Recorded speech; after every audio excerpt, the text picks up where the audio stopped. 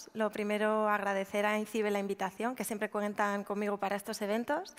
Y actualizar un poquito la presentación, que sí que es verdad que he sido inspectora en el Grupo Antipiratería de la Unidad de Investigación Tecnológica, que ahora se llama la Unidad Central de Ciberdelincuencia. Y después pasé al Grupo de Ciberataques y, con posterioridad, bueno, donde me encuentro ahora es en el Grupo de Ciberataques también, pero de la Comisaría General de Información.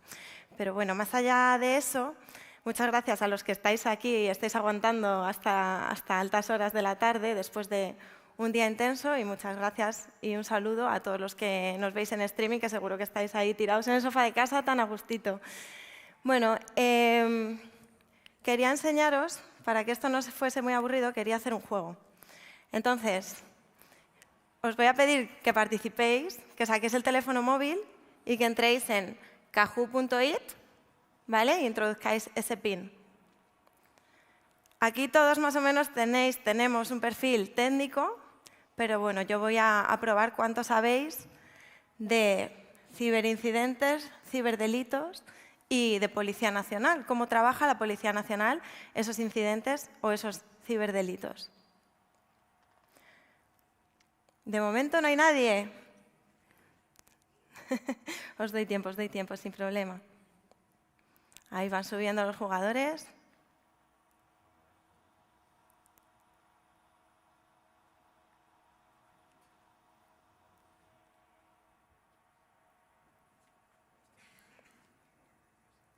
A ver qué tal os va.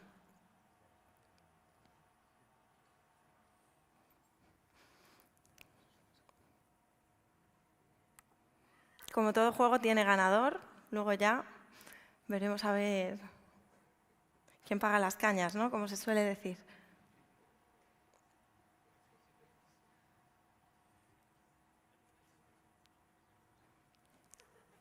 Podéis jugar desde casa.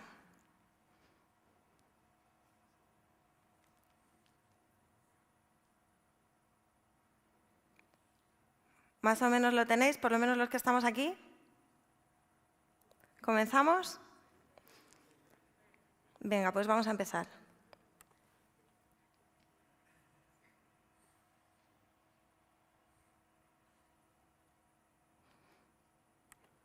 ¿De qué se encarga la Policía Nacional? ¿De la contención de un ciberincidente? ¿De la investigación de un ciberincidente? ¿De la investigación de un ciberdelito? ¿O de garantizar la ciberseguridad? Como veis, 1-0. Se acabó la pregunta. Luego vemos y comentamos las respuestas. La investigación de un ciberdelito sería la buena. Pregunta número 2. Cuando un ransomware infecta mis sistemas, ¿restauro inmediatamente la información de mis copias de respaldo? ¿Recabo muestras de lo sucedido y después restauro la información? ¿Pago y me lo desbloquean? ¿O formateo todo y asumo las pérdidas? 3, 2, 1. Bien. Recabo muestras de lo sucedido y después restauro la información. El Negren va ganando. Pregunta número 3. ¿Es obligatorio denunciar un ciberataque? ¿Solo si constituye un delito público? ¿Es opcional? ¿Es obligatorio? ¿O no es obligatorio denunciar, pero sí comunicarlo? Esta es difícil, ¿eh? 2, 1, tiempo. Esta es complicada, pero es importante que cuando salgamos de aquí hoy lo tengamos claro. Cuando aporto la información sobre el incidente a la policía, con pasarles los indicadores de compromiso vale, aporto toda la información que encuentre en mis sistemas, les cuento lo que ha pasado y con eso es suficiente, o aporto los datos relacionados con el delito junto con el informe técnico. Bien, esto lo tenemos más claro. ¿Es delito que alguien acceda a la red de mi casa sin autorización? Por supuesto. ¿Solo si consigue acceder a algún dispositivo? ¿No si no lo hace con mala intención? ¿O solo si vulnera las medidas de seguridad? 2, 1, tiempo. Es trampa. Vamos a ver la respuesta, porque no es lo mismo un incidente que un delito. Un ataque de denegación de servicio es delito A, si me doy cuenta, B, si mis sistemas se ven afectados de manera grave, C, si es distribuido, o D, siempre. ¿Qué pensáis? 4, 3, 2, 1. Y no es tan fácil, ¿no? Esto como parecemos. Parece que tenemos algunos conceptos que no son correctos.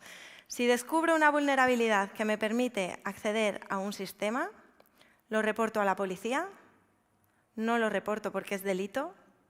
¿Le digo a un amigo que lo reporte él? ¿O se lo cuento a un amigo policía? 5, 4, 3, 2, 1. Bien. Bueno, esto era más fácil. Pero vamos a ver cómo, por qué. Tenemos el tercero ASR, el segundo sería Julio Xus y el ganador de la tarde de hoy, CISSD. Bien, ¿no?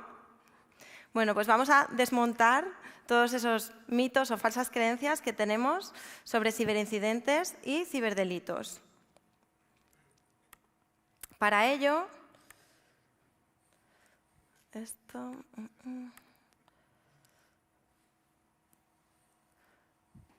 Vale, vamos a ir viendo ciertos conceptos. Voy a ser rápida, breve, concisa. Cualquier pregunta me la hacéis luego, pero tampoco quiero que os quedéis aquí a cenar.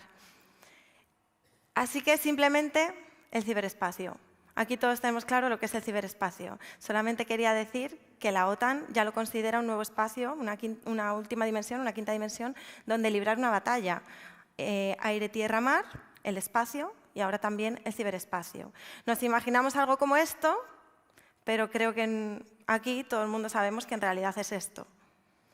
Y en estos sistemas es donde nosotros implantamos la ciberseguridad. Nosotros, las personas, me refiero.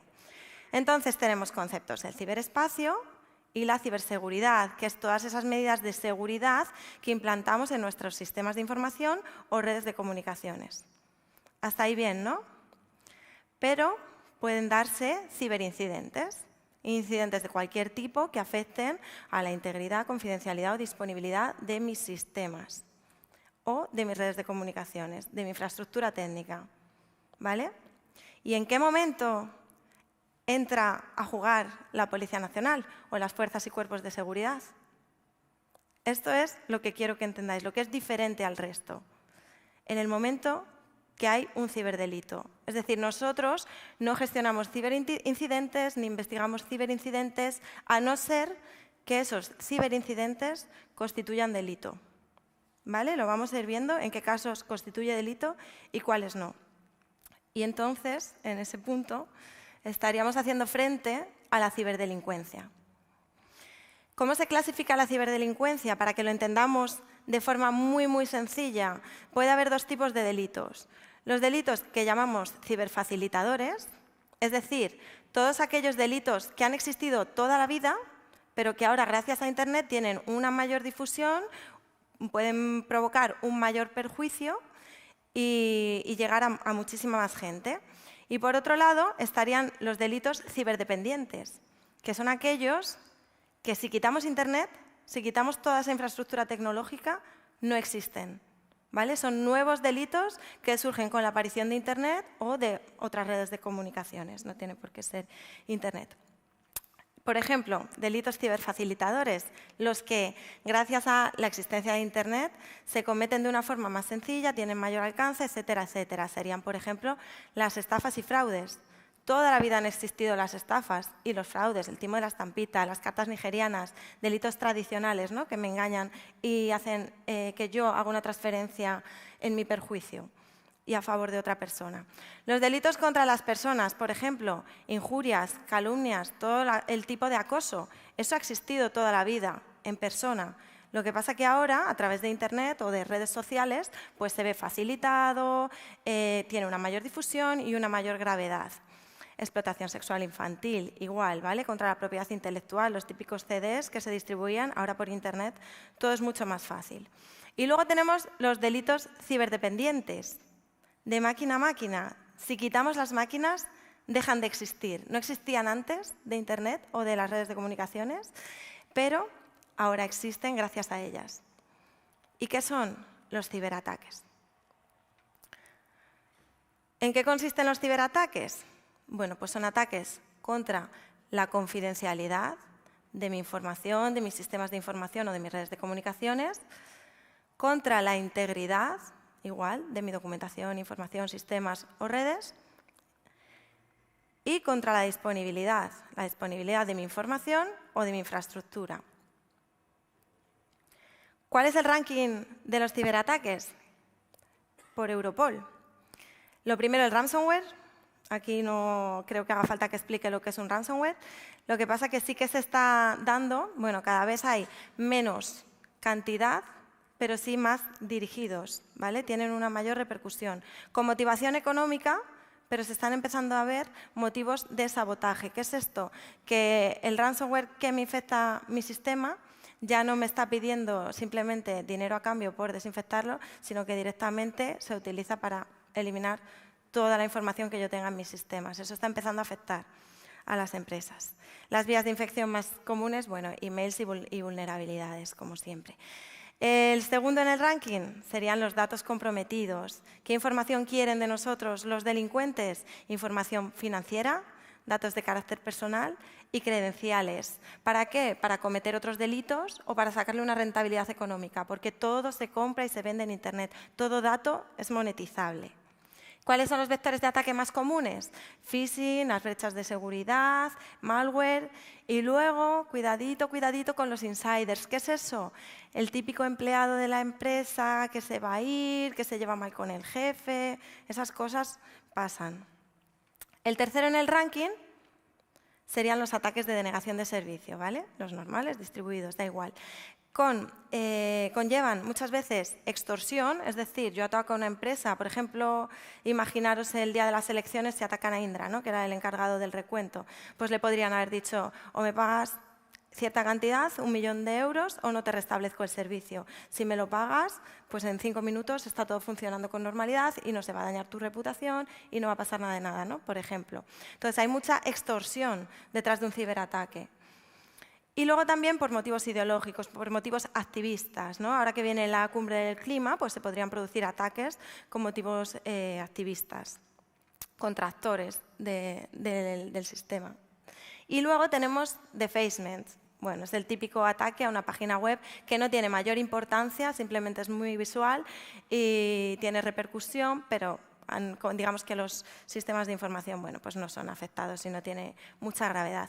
Y luego otros que no son ciberataques, que no son delitos ciberdependientes, como hemos dicho antes, pero que sí que los pongo por su importancia, por la afectación a empresas y a ciudadanos, que son los fraudes y las extorsiones. Las extorsiones van más dirigidas a empresas, pero están teniendo mucha incidencia. ¿Y qué hago ante un ciberataque?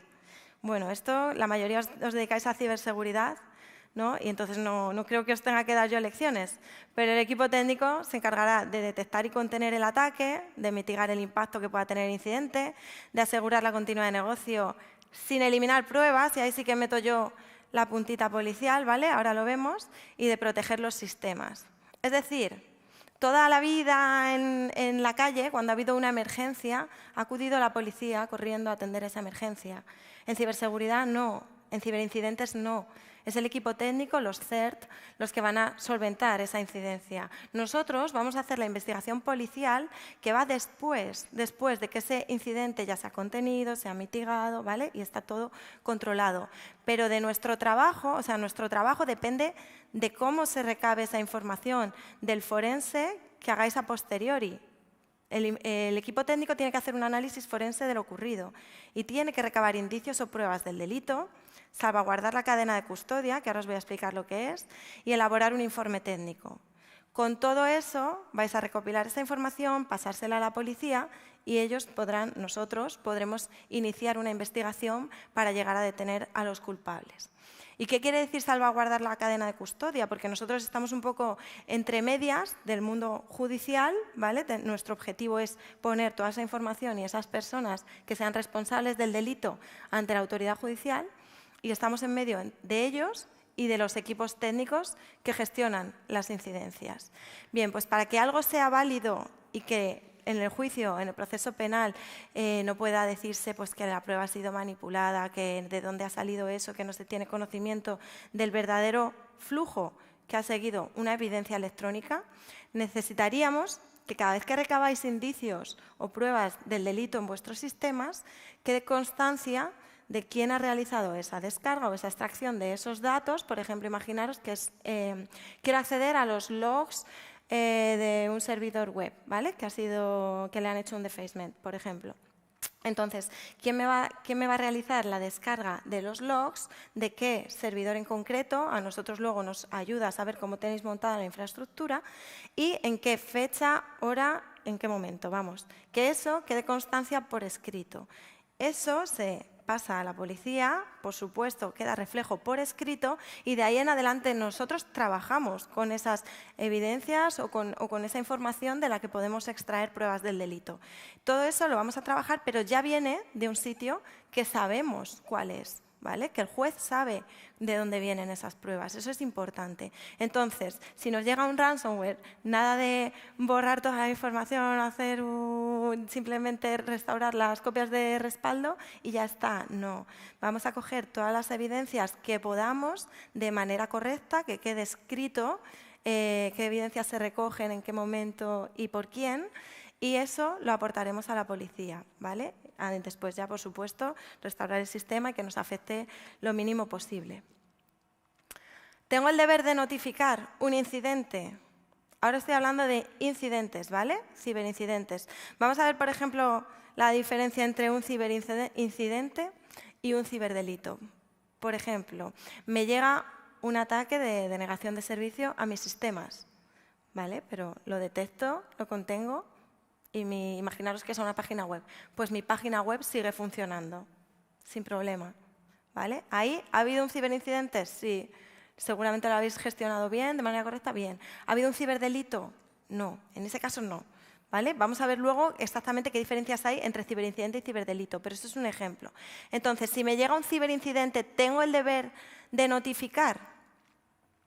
Bueno, tenemos la directiva NIS, de 2016, su transposición en España por el Real Decreto Ley 12 de 2018, y esto, que es lo que sí que deberíais leeros todos, que es la Guía Nacional de Notificación y Gestión de Ciberincidentes, ¿vale? Por el Consejo Nacional de Ciberseguridad, que fue publicada, está en Internet, podéis acceder a ella. ¿Y qué me dice la Guía Nacional de Notificación y Gestión de Incidentes? Bueno, pues te da una especie de clasificación y en función del nivel de peligrosidad y del nivel de impacto que haya tenido el incidente, estoy obligado a notificar o no. También, en función de qué tipo de organización soy, qué tipo de empresa represento, tengo que notificar a unos o a otros, ¿vale? Hay un sistema de ventanilla única, diferente, si afecta a infraestructuras críticas o a organismos públicos, o si afecta al sector privado, que seréis la mayoría, me imagino, y acudiréis a INCIBE en ese caso, si no sería al CCN, y luego si afecta a la Defensa Nacional, al Mando Conjunto de Ciberdefensa, al CERT que tienen allí. Bueno, te lo explica todo fenomenal en la guía, a quién acudir, en qué momento. Si tenemos fuga de datos de carácter personal, se ve implicada también la Agencia Española de Protección de Datos, ¿vale? Y lo bueno o lo malo de todo, o por qué tenéis que conocer esto, es porque hay sanciones importantes si esta notificación no se realiza, ¿vale? A la empresa. ¿Y en qué momento igualmente acudiríais a Policía Nacional? A nosotros nos va a llegar, ¿vale? Si acudís al CERT de referencia, si ellos ven que hay delito, vosotros tampoco tenéis que distinguir cuándo hay delito, cuándo no hay delito, van a acudir a nosotros y nos lo van a pasar. Pero nosotros actuaríamos en caso de ciberdelito. ¿Y cuándo un ciberataque constituye delito? Vamos a verlo. Bueno, en función del modus operandi, es decir, de cómo se realice el ataque y del resultado que produzca en los sistemas. Por ejemplo, en los ataques contra la confidencialidad tenemos el delito de acceso ilícito a un sistema de información, ¿vale? Acceso ilícito a los sistemas, a información, a documentos, etc. ¿Qué requiere? El delito, para que sea delito como tal, requiere que se acceda a datos de carácter personal reservados o, si no, en cualquier otro caso, que no sean datos reservados de carácter personal, que se hayan vulnerado las medidas de seguridad. Es decir, si en mi casa tengo el router mal configurado y tengo admin, ¿vale? Y alguien entra, no es delito. La culpa es mía. Esto sorprende, ¿verdad? En un ataque contra la integridad tenemos los delitos de daños informáticos, es decir, me van a modificar los sistemas, borrado, deterioro o la documentación, la información que hay dentro de mis sistemas. ¿Qué requiere? Requiere que el resultado sea grave. Es decir, si acceden a mi sistema, estaríamos ante el otro delito, pero el hecho de que pongan un punto en un documento, pues no sería este otro delito, el delito de daños, ¿vale? Sería simplemente el de acceso ilícito, si han vulnerado las medidas de seguridad. Y luego en los ataques contra la disponibilidad, el ejemplo del ataque de negación de servicio, requiere que se produzca de manera grave. Lo que decíamos, si me están atacando mi página web, pero no se cae, no hay delito. ¿Qué quiere decir que se produzca de manera grave? Bueno, eso es cuantificable, ¿no? El juez tendrá que determinar si lo que se ha producido es grave o no. Lo que solemos tener en cuenta es que se caiga el sistema. Si el sistema se ha caído y tiene una afectación importante para el trabajo de la empresa o de la organización, por supuesto que va a ser delito, lo tramitaremos como tal y bueno, habrá que ir viendo las sentencias y la jurisprudencia que vaya sucediendo de aquí en el futuro, ¿vale? Porque son delitos muy nuevos, de las últimas reformas. Entonces, en los ejemplos que hemos visto de los ciberataques, ¿qué más ocurren? Bueno, en el ransomware, si el resultado es grave, es delito. Casi cualquier ransomware tiene resultado grave porque nos cifra todo y nos paraliza. Los datos comprometidos, vulnera medidas de seguridad, delito. Son datos reservados de carácter personal, delito, ¿vale? Lo que hemos visto. Ataques de negación de servicio, si ocurre de manera grave, delito. Un defacement, si el resultado es grave, delito. Es decir, el defacement casi siempre va a ser delito, ¿vale? Si lo consiguen. Y luego el tema de fraudes y extorsión, bueno, por supuesto que son delito, pero es que son delito muy grave. Tendremos que acudir a la policía de manera inmediata porque los fraudes, esas transferencias que se hacen, muchas veces somos capaces de paralizarlas, ¿vale? Si os dais cuenta en ese mismo momento. Y luego una extorsión es gravísima, o sea, acudir a la policía de carácter inmediato. Si no tengo claro qué es delito, qué no es delito, que por supuesto no sois juristas ni lo tenéis que ser ni lo tenéis por qué saber, pues acudo a la policía, nos llamáis al 091, os redirigirán al grupo de delitos tecnológicos correspondiente y os podremos asesorar. También tenemos la línea de ayuda de INCIBE, que ahí tenemos un número muy largo, pero que próximamente va a ser el 017. Y luego tenemos un canal de colaboración ciudadana, es decir, yo estoy trasteando por los sistemas y veo una vulnerabilidad y consigo entrar al ordenador de alguien y la he detectado, ¿qué hago? ¿Lo reporto o no lo reporto? ¿Soy un delincuente o no soy un delincuente? Bueno, para que sea delito depende de muchas cosas, ¿no? Si vulnero las medidas de seguridad, como hemos dicho antes, y también la intencionalidad, el dolo que tengo, si tengo la intención de hacer algo malicioso. Entonces, bueno, en ese caso no sería delito, pero si tenéis dudas y queréis reportar algo de manera anónima, no hace falta ni que acudáis a vuestro amigo policía, ni que se le digáis a un amigo ni que lo cuente él, ni que os lo calléis, ¿vale? O entráis a la página web de Policía Nacional, en este caso sería www.policia.es colabora, que sería aquí en ese apartado de la página web donde pone participación ciudadana y luego aquí colaboración ciudadana, en estos temas de hacking ético o en cualquier otro, de terrorismo, de drogas, de lo que sea, ¿vale? Podéis hacer comunicaciones allí de manera totalmente anónima. También, voluntariamente, podéis poner vuestro correo por si queréis que os contestemos, os asesoremos, lo que queráis, ¿vale? Estamos a vuestra disposición. Y luego la denuncia. Soy víctima de un delito, ¿es obligatorio denunciar o no es obligatorio denunciar? ¿Me va a servir de algo? Bueno, es obligatorio para todo ciudadano denunciar un delito público. ¿Qué es un delito público en estos casos de ciberataques? Bueno, pues hemos visto prácticamente dos, ¿vale? Hemos visto el acceso ilegítimo a nuestros sistemas y los delitos de daños, bien sea a nuestros sistemas o a nuestra documentación o bien sea a la disponibilidad de tal sistema. El acceso ilegítimo a esos datos de carácter personal o vulnerando las medidas de seguridad se considera un delito semiprivado, es decir, hace falta la denuncia de la víctima para que eso se persiga. Eso no estaríamos obligados a denunciarlo, pero bueno, si lo denunciamos nosotros nos podemos poner en contacto con la víctima, que a lo mejor ni siquiera sabe que es víctima, y ofrecerle esa posibilidad de denunciar. ¿Cuándo sería público? Cuando afecta a menores, a los intereses generales o a una pluralidad de personas. Y en el caso de daños, es un delito público, cualquiera lo puede denunciar. Bueno, cualquiera tiene la obligación de denunciarlo, pero la diferencia entre público y semipúblico es que nosotros podemos actuar de oficio. No me hace falta que me denuncien para yo perseguir esos delitos. Lo que pasa es que muchas veces si no denunciáis ni siquiera lo tenemos en conocimiento, ¿no? No nos llegaría. Pero por supuesto sirve de algo denunciar, eso va a dar inicio a una investigación y es la única manera de que los ataques cesen. Muchas veces nos vienen de fuera de España, sí, pero nosotros tenemos mecanismos de cooperación policial y judicial internacional. Vosotros vais a contener un incidente, lo vais a solucionar, vuestro negocio sigue funcionando, pero va a volver a pasar, porque son las mismas personas, al final, las que están detrás programando esas máquinas para que os lancen ataques o no, lo que sea, ¿no? Y entonces, estén en la parte del mundo que estén, podemos llegar o podemos intentarlo, ¿no? Es la única vía de solucionar el problema, atajando la raíz, ¿vale? No cortando las hojas del árbol, como se suele decir, sino quitando la raíz. ¿Y qué hago en la denuncia? Bueno, acudo a la comisaría de policía más cercana, donde me van a redirigir, si no en un primer momento, seguro que en uno posterior, al grupo especializado en delitos tecnológicos, que los tenemos por toda España.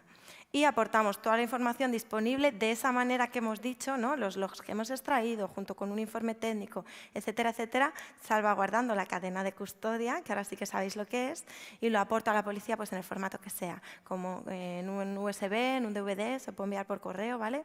Como ellos me digan. Y a partir de ahí empezaría la investigación policial. ¿En qué consiste la investigación policial? Por supuesto, sin contar los pormenores, ¿no? hasta dónde podemos llegar. Pero comprobamos el hecho delictivo, aseguramos y recabamos medios de prueba, evidencias digitales y físicas y de cualquier tipo. ¿No os imagináis a la cantidad de fuentes a las que tenemos acceso? Fuentes de información que podemos conseguir. Y con ello vamos a conseguir atribuir a una persona la participación en los hechos, ¿vale? La atribución técnica, pero nuestra investigación policial nunca va a ser solo técnica. Los grupos de delitos tecnológicos hacemos investigación tecnológica, investigación patrimonial e investigación policial de toda la vida, que vamos a seguir su rastro, sea cual sea, ¿vale? No solo el técnico, sino que lo vamos a complementar con cualquier otro tipo de evidencias. Y con eso, bueno, vamos a conseguir detener al culpable, conseguir muchas más evidencias si hacemos un registro domiciliario y ponerlo todo a disposición de la autoridad judicial para que sea juzgado y bueno, pues se tomen las medidas que un juez considere. ¿Y qué operaciones de éxito hemos llevado a cabo? Porque todos sois técnicos y estáis diciendo, bueno, esto no tiene que ser nada fácil, hay muchas formas de anonimizarse en Internet, ¿no? El uso de Tor, de VPNs, etcétera, etcétera, y encima puedo estar en cualquier parte del mundo, ¿no? A lo mejor están afectados un montón de víctimas en España, en Europa, en Sudamérica, y resulta que el autor está en Ucrania, ¿no? Por ejemplo, pues ¿es posible llegar a ellos? Sí, es posible. Es muy laborioso, es muy tedioso, hace falta muchas veces años de investigación, pero se llega. Y tengo la suerte de poder presumir del trabajo de mis compañeros, en este caso de la Unidad de Investigación Tecnológica, que ahora se llama Unidad Central de Ciberdelincuencia, resolvieron el caso del virus de la policía. Fue el primer ransomware que afectó a nivel mundial. Estas detenciones se produjeron ya en 2011-2012. Fuimos pioneros en este tipo de investigación internacional sobre ciberdelincuencia y encima fuimos el segundo cuerpo policial del mundo en intervenir bitcoins, en trabajar con criptomonedas, ¿vale? Después del FBI y la DEA, cuando cerraron Silk Road, los segundos fuimos nosotros. O sea que en España somos pioneros, somos punteros y encima la investigación estaba tan bien hecha que yo no participé porque ni siquiera era policía, para mí eran como los héroes donde yo algún día quería trabajar, con los que yo algún día quería trabajar. Y bueno, la investigación estuvo tan bien hecha que se conformaron con 6 años, pese a los 18 que pedía el fiscal, se conformaron con 6 años de prisión sin tener que llegar ni siquiera a juicio. Y luego, el año pasado, detuvieron al mayor cibercriminal de la historia de España, el mayor ciberatracador del mundo, en Alicante. Supongo que conocéis lo que es Cobalt, Carbanac, una APT de las más importantes. Bueno, pues fueron detenidos aquí en Alicante por mis compañeros de la Unidad Central de Cibercrimen. ¿Y qué hacían esta organización? El sueño de todos, ¿no? Conseguían manipular los cajeros del banco para que extraigan dinero, lo recojo y me voy. Y no solo eso, sino que estuvieron dentro del banco, como sabéis, las entidades financieras son los que más avanzados están en ciberseguridad, ¿no? Por la cuenta que les traen, porque son los más atacados también. Bueno, pues conseguían estar dentro del banco y permanecer durante meses analizando la operativa y bueno, consiguiendo cada vez más permisos y más permisos hasta que fueron capaces de modificar el salario, el saldo de las cuentas. Entonces ellos mismos se ponían más dinero. Afectaron a más de 100 bancos en 40 países. ¿Vale? O sea, que son investigaciones que se han llevado a cabo a nivel internacional y que se ha conseguido detener a los culpables o a parte de ellos. O sea, que quiero que os quedéis con la idea de que denunciar sirve, de que llegamos a detenerlos y de que se consiguen muchas cosas, aunque sea complejo. Y bueno, voy a volver al test porque quiero que quede todo claro de lo que hemos ido viendo. A ver. Sí podemos verlo.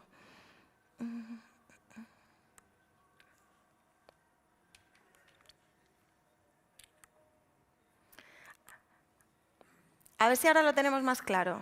¿De qué se encarga la Policía Nacional? ¿De la contención de un ciberincidente? No, eso lo hacen los CERT. Por supuesto, nosotros tenemos nuestros sistemas de información y un equipo que los gestiona, ¿no? y que los securiza y que se encarga de gestionar los ciberincidentes. Pero a nivel de investigación, a nivel policial, no nos encargamos de contener ciberincidentes. ¿Investigamos ciberincidentes? No todos. La investigación del ciberdelito, eso sí. Nosotros nos dedicamos a investigar esos ciberincidentes cuando constituyen delito. ¿Nos dedicamos a garantizar la ciberseguridad? No, eso lo hacéis muchos de los que estáis aquí, ¿no? Los que trabajáis en ciberseguridad y garantizáis la ciberseguridad de vuestras empresas. A ver, ¿dónde está el siguiente? Veamos esta. Cuando un ransomware infecta mis sistemas, restauro inmediatamente la información de mis copias de respaldo. Esto es lo que haríais porque normalmente entráis en pánico y el jefe está pidiendo que esto funcione y la gente se pone muy nerviosa y ¿qué hacemos? ¿Vale? Pero estáis eliminando un montón de pruebas que nos van a servir para perseguir a los culpables. ¿Recabo muestras de lo sucedido y después restauro la información? Sí, a poder ser sí. Eso sería lo correcto. ¿Pago y me lo desbloquean? No. Obviamente nunca hay que sucumbir al ataque. Es verdad que hay empresas que son muy pequeñas, no saben cómo gestionar esto, o no sé, o la información es muy relevante, han paralizado el sistema y no tienen copias de respaldo. Bueno, hay gente que lo hace, no, porque estamos colaborando con ellos, estamos colaborando a que esto se siga produciendo. ¿Formateo todo y asumo las pérdidas? Pues casi lo prefiero antes que pagar, pero bueno, depende de lo que tengáis ahí, ¿no? El tipo de información que estéis perdiendo y cómo vais a poder trabajar sin ella. En este caso, ¿es obligatorio denunciar un ciberataque?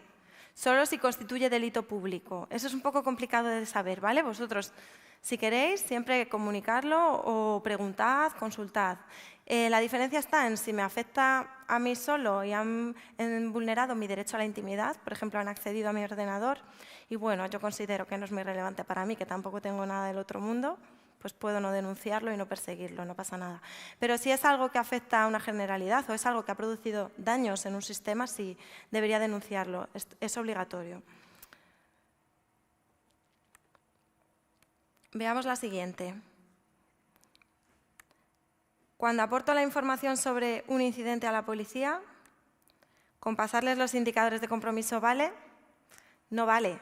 A lo mejor de esos indicadores yo llego al autor y soy capaz de, no sé, de hacerle un seguimiento, de saber dónde vive y ponerlo a disposición de la autoridad judicial. Pero es que el juez me va a decir, ¿pero de dónde sale esto? ¿De dónde sale esta información que le inculpa? ¿Vale? Todo este proceso tiene que estar por escrito, tiene que estar en algún lado, tiene que estar claro. ¿Aporto toda la información que encuentre en mis sistemas? No, obviamente toda no nos sirve. Les cuento lo que ha pasado y con eso es suficiente. Tampoco, en un primer momento lo podéis hacer, ¿vale? No me ha pasado esto, ¿cómo lo gestionamos? Os vamos a asesorar, os vamos a ayudar, os vamos a acompañar en todo este proceso de recabar información y de denuncia. Pero la correcta sería aporto los datos relacionados con el delito junto con el informe técnico. ¿Es delito que alguien acceda a la red de mi casa sin autorización? Solo habéis acertado un 20%. Parece que sí, ¿no? Que por supuesto. Pues resulta que no, que solo si vulnera las medidas de seguridad, ¿vale? Esto es una cosa del legislador que solo lo considera de reproche penal, que es lo último a lo que deberíamos acudir, pues en ese caso. ¿Un ataque de negación de servicio es delito? Si mis sistemas se ven afectados de manera grave. Habéis contestado más o menos que siempre. Pues siempre tampoco, ¿vale? Tampoco sería delito penal. Y por último, si descubro una vulnerabilidad que me permite acceder a un sistema, bien, en esta ahí contamos con vuestra colaboración, así que os lo agradezco. No tenéis que tener ningún miedo en reportarnos cualquier tipo de vulnerabilidad o de cosa que descubráis en el ciberespacio. Y bueno, con esto yo creo que para las horas que son os voy a dejar libres. Lo único que quiero terminar, que como mañana es el Black Friday, me gustaría que miraseis la prensa, ¿vale? Esta noche, no hace falta que os lo leáis aquí. Pero sí que es verdad que hemos publicado consejos para evitar que te estafen. Me imagino que si todos sois usuarios de Internet, más o menos, pues soléis tener cuidado, sabéis identificar una URL que es maliciosa, sabéis identificar cuando algo no va con HTTPS, etcétera, etcétera, ¿vale? Pero ciertos consejos que podéis tener en cuenta, de hecho, son bastante concretos, esos 6 puntos, y pasárselo a vuestras familias, a vuestros conocidos, a la gente que no controla tanto de Internet y del comercio electrónico, ¿vale? Para que tengan muchísimo cuidado mañana. Y nada, muchísimas gracias por aguantar hasta aquí. Y que disfrutéis del resto del Cybercamp, que vienen ponencias muy, muy, muy interesantes. Estamos a vuestra disposición en el 091 y bueno, esperamos que no tengáis muchos ciberdelitos, pero como es algo que al final va a ocurrir, a ver, ¿dónde está?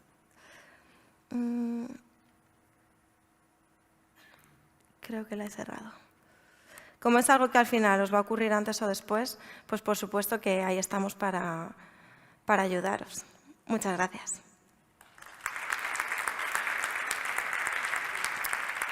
Ahí os lo dejo.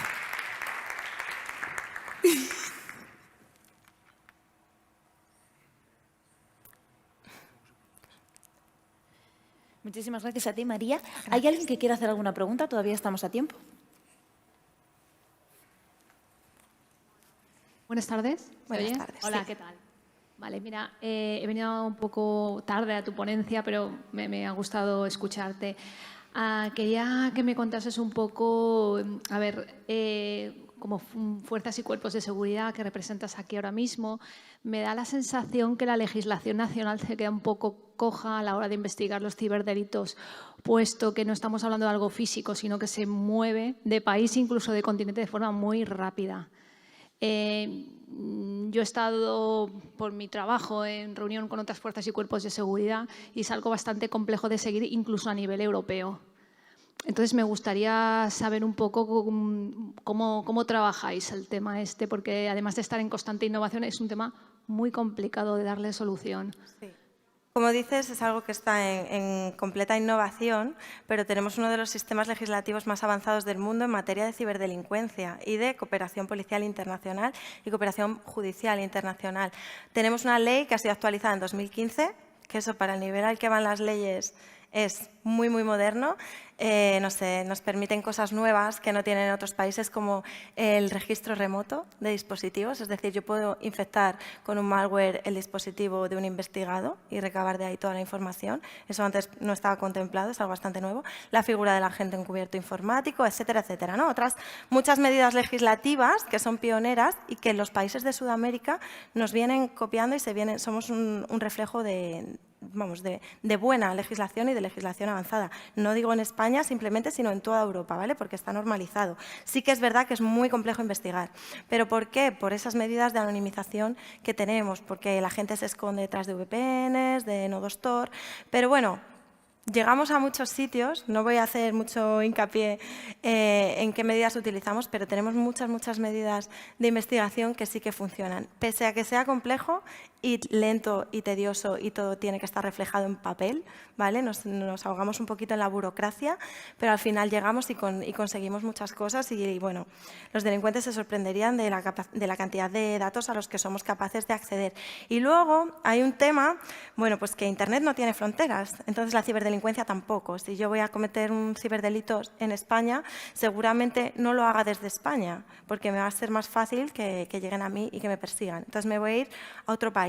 Y existe lo que se conocen como paraísos informáticos, donde yo puedo contratar servidores que están totalmente al margen de la ley y no dan datos, etcétera, etcétera, o bulletproof hosting, por ejemplo, que se llaman, o puedo ir a países que no colaboran con estas autoridades policiales o judiciales europeas. Entonces, al final, el tema de la ciberdelincuencia llega a un punto que la investigación se convierte en un problema de geopolítica, de intereses económicos, políticos, entre estados, entre partes del mundo, y eso sí que nos afecta. Pero, aún así, sorprendentemente, llegamos a muchos sitios. Y, por ejemplo, en temas de pornografía infantil, no hay nada con lo que se colabore mejor, con lo que se coopere mejor.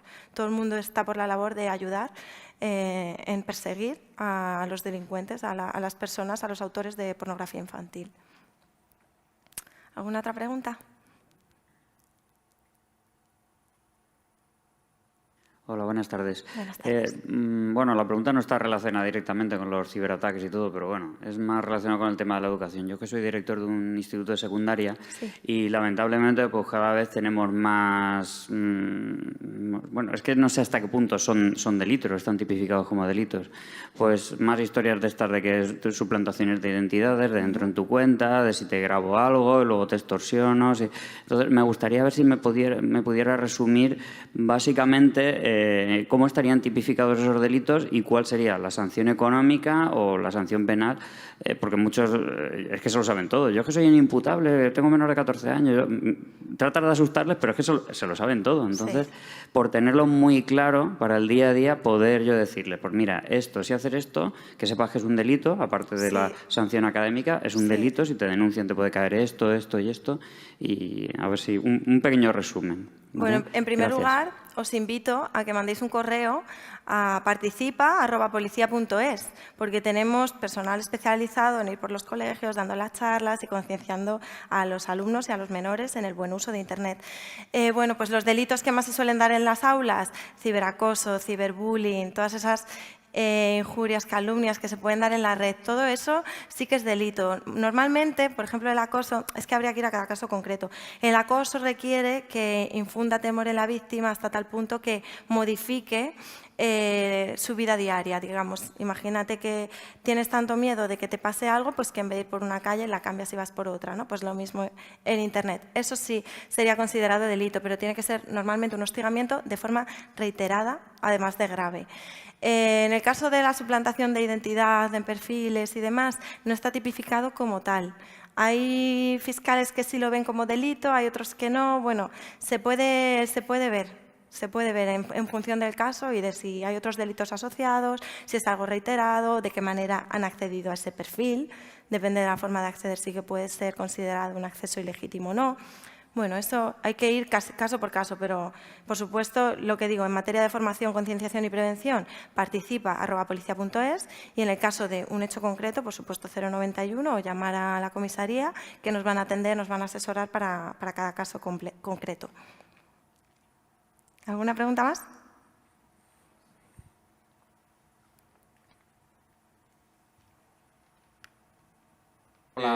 Como has dicho antes, cuando haces un DDoS, si no tiras la página, es legal.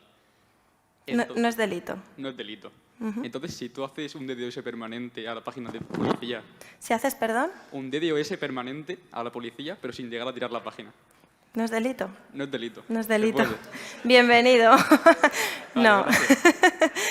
No es delito y tenemos personal muy capacitado para mitigarlo, así que no hay problema.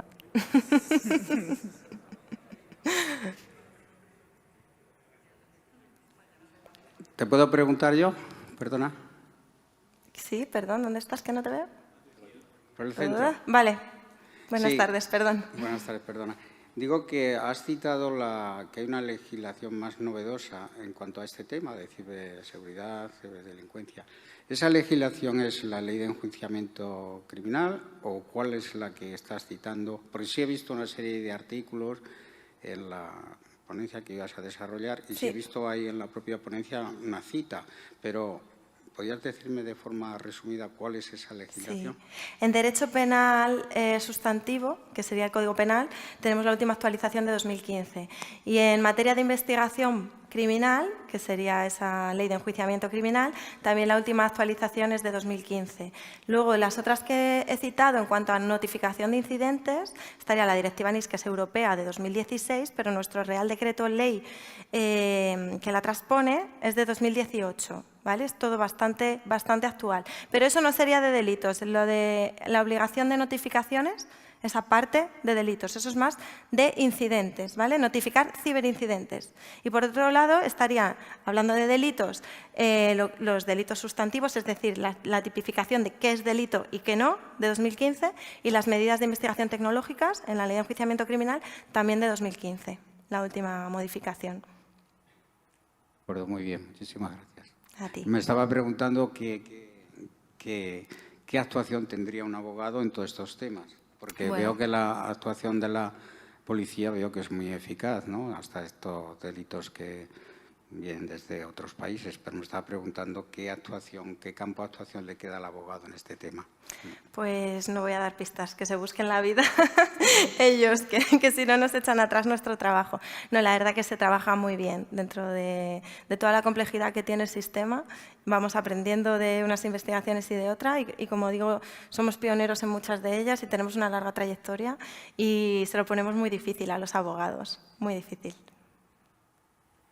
Sí, por allí tenemos... ok. Muchas gracias, me encantó tu presentación Gracias. y tu manera de presentarlo. Quería saber, solo porque hace 2 días unos amigos me han recomendado no usar el banking online.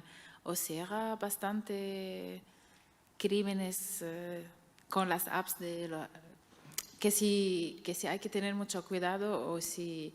Vale, los hay. Los delitos ocurren, pero no hay que dejar de usarlo. La tecnología es buena, pese a todo lo que vemos aquí, que parece que siempre va de ataques y de delitos y tal. No, la tecnología nos da muchas ventajas y hay que usarlo, pero hay que usarlo de manera segura. En el caso de las apps bancarias, casi todas llevan un doble factor de autenticación, es decir, cuando quieren hacer una transferencia o quieres hacer una compra, te envían un SMS al móvil, ¿no? Que suele ser lo más utilizado, entonces no hay problema. Así que es verdad, mírate los consejos, por ejemplo, del Black Friday, porque igual que sirven para el Black Friday, sirven para todo. Utilizar esas tarjetas de prepago o alguna otra tarjeta que tenga muy poquita cantidad para utilizar en Internet.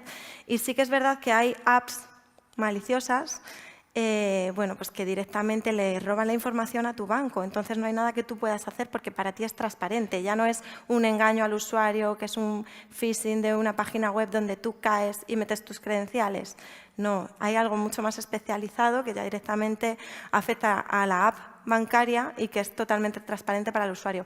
¿Qué te puede pasar? Si en fraudes dicen que hay 2 tipos de personas, los que les han robado y los que les van a robar. Sí, es así. O sea, de verdad que son cosas que pasan, pero que teniendo ciertos cuidados, pues no hay ningún problema. Yo que trabajo en esto y tengo bastante cuidado, sí que es verdad que una vez en la tarjeta, por eso hay que ir revisando un poquito los movimientos, pues me faltaba dinero. Yo dije, ¿este cargo de qué es? Llamé y el servicio que ponía no era.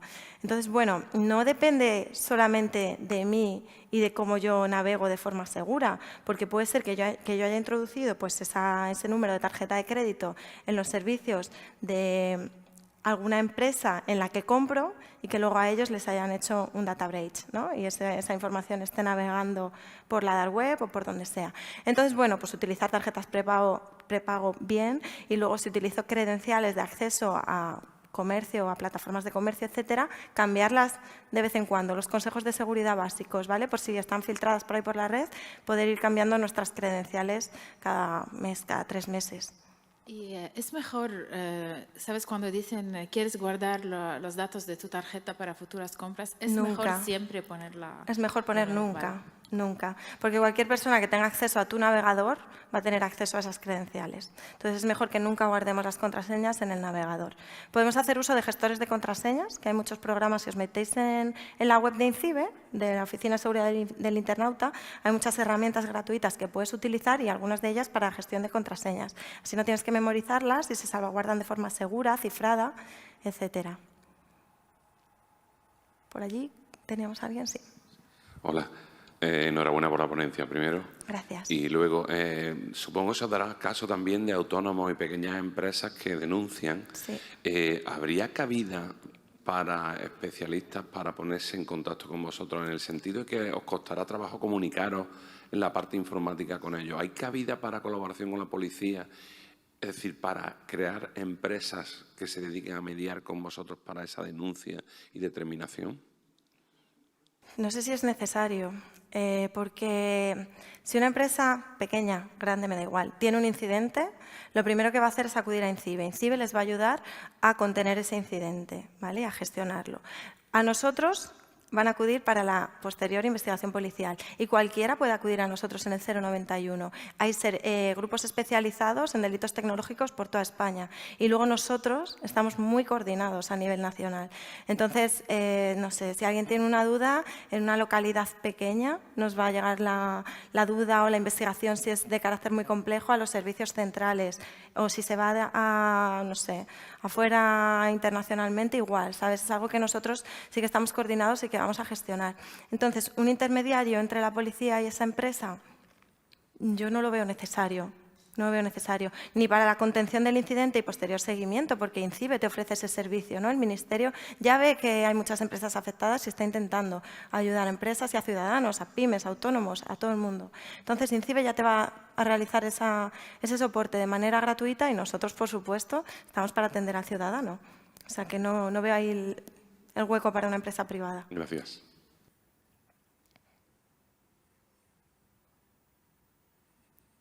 ¿Alguna pregunta más? Por aquí. Vale, mira, quería hacerte otra pregunta en relación con los delitos de odio. Estos delitos que van, pues, desigualdad, bueno, además que cada vez son más crecientes, tanto pues hay más extremismos y tal. La vía para comunicarlos a las fuerzas y cuerpos de seguridad, aquella persona que tenga hostigamiento a través de las redes, es un poco diferente del hostigamiento, a lo mejor del acoso escolar y todo esto, sino por ¿Podéis poner la presentación para que se vea? A ver si... Pues por su religión, por su opción sexual, etcétera, etcétera. ¿Tenéis un grupo especial dedicado a esto? Sí. De hecho, tenemos... ¿Qué os lo he movido? Ah, vale, ese cable.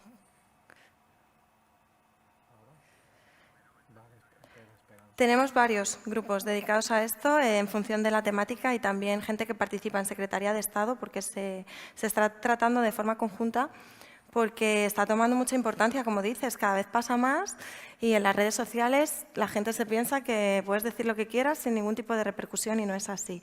Entonces, bueno, en el caso de que hayamos sido afectados y seamos víctimas, lo correcto sería denunciar. Pero en el caso de que seamos simplemente usuarios de redes sociales y veamos algo que pueda constituir delito, a ver si llego, aquí, ¿vale? De forma anónima o con nuestro correo electrónico. Entramos en la página web de Policía Nacional. No sé si lo veis ahí en la esquina, participación ciudadana, ¿vale? Ahí. Y luego dentro de colaboración ciudadana. Ahí, en función del delito, en este caso, pone aquí delitos tecnológicos, pero habrá otra pestañita de delitos de odio.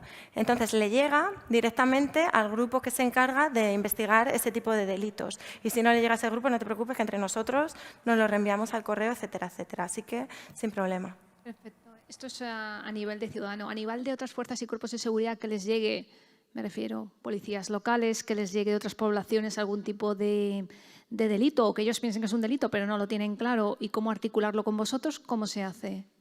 Pues ahí depende ante quién pongáis la denuncia, se va a hacer cargo de la investigación. Si la ponéis ante, no sé, Mossos, Ertzaintza, Policía Municipal, ellos van a hacer su propia investigación. Entonces depende, si es algo ya que, pues imagínate que es algo de Policía Municipal de Madrid, pero que se sale del ámbito municipal de Madrid. Ellos nos pueden reenviar, hacer el traspaso, digamos, de esa denuncia. Si no, muchas veces quien coordina es el juzgado. El juzgado, Fiscalía, va a coordinar quién se encarga de ello. Sí, porque existe una Fiscalía de Delitos de Odio, tanto aquí en Valencia como en otras comunidades. Y también existe la Fiscalía Especializada de Criminalidad Informática para todo el tema de ciberdelincuencia, que trabajamos con ellos mano a mano. Muy bien, gracias. A ti. ¿Alguna pregunta más?